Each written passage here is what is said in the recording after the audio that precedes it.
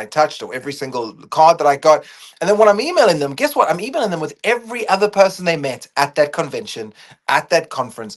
And I no longer have that stage presence of being slightly elevated from them where they immediately give me their attention because I've earned it over a 30 minutes or an hour conversation. So that's probably the biggest challenges we have as a speaker. Of course, there are things like, where to stand and where's the perfect spot to be and where's the camera going to be, and sometimes there's the microphone. Is it handheld or is it leveled up, or one of the lapel mics? Am I on a panel? Who are the other panelists? Is the panelist person who's actually the host or moderator know who I am? Are they going to speak about me in familiar terms or terms that make me feel better about myself? Are they going to ignore me because they don't quite know where to put me? Are they going to allow me to keep talking on, or are they going to be able to stop me and go, okay, that's enough information? Are we going to get a chance for a charisma test, right? Or a chemistry test where we get to speak to each other and see if we have something before we step on stage so that we're not coming on cold together? Can I play music? Like, I think as a speaker, we come in because it's our business, knowing all these things, but most of the time it's not the events business.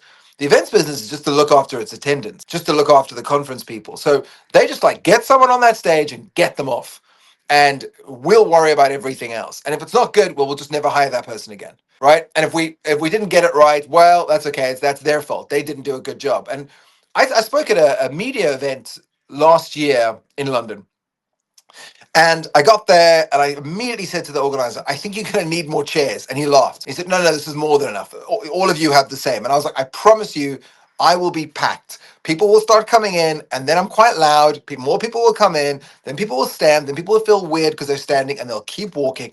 Just the whole space over there has got all empty chairs. Just move it across. No, nope, it'll be fine. Anyway, it was a good talk. We got great response. It was packed. People were right up against the walls. And when I got off, people complained. The people in the back couldn't hear me. There were other things going on. It was the one out in Kew Gardens, whatever that massive spaces. And I said to the organizer, "Why didn't you just put more?" And he went, "Well, that's okay. We just probably won't use you next time." And I was like, "Oh, oh!" Like, surely I did my job. I filled your room. I entertained your people. I brought more people in. I spoke about what you talk about.